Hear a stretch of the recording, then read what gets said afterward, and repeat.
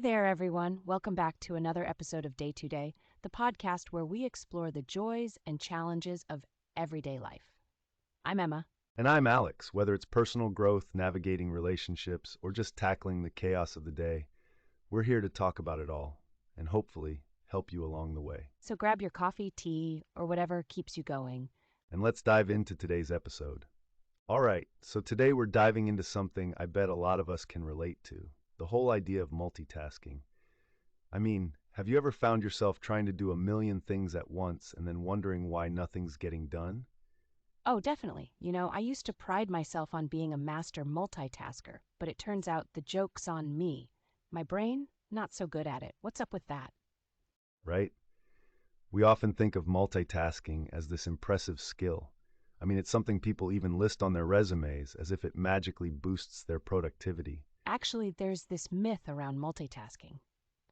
It's pretty misleading because, scientifically speaking, we're not built for it the way we think. Totally.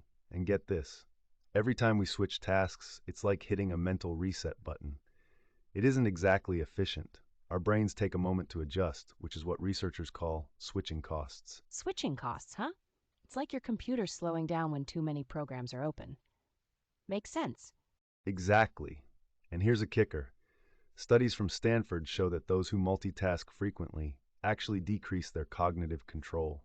Suddenly, filtering out distractions or switching focus gets tougher. Wait, you're telling me all those times I've felt scatterbrained might actually have a scientific basis?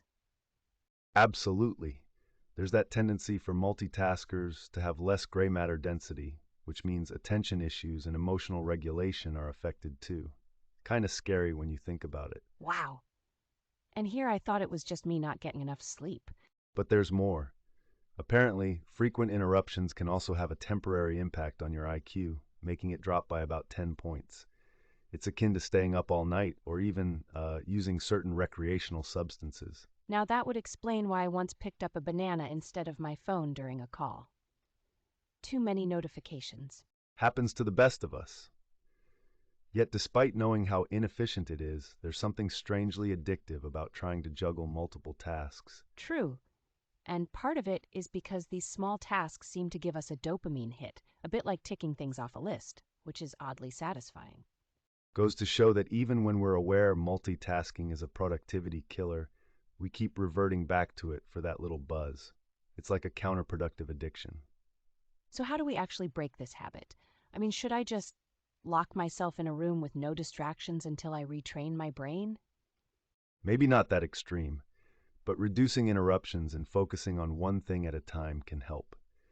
Simple stuff like turning off unnecessary notifications or setting time blocks for tasks could work wonders. Right. Focusing on mindfulness doesn't mean sacrificing efficiency. It might actually mean achieving more by doing less, don't you think? Absolutely. Prioritizing tasks and aiming for a flow state where you're fully immersed in one activity can be incredibly productive. Plus, it reduces the hidden toll of task switching. It's all about balance then, a little dose of discipline mixed with letting ourselves genuinely focus when needed. Exactly.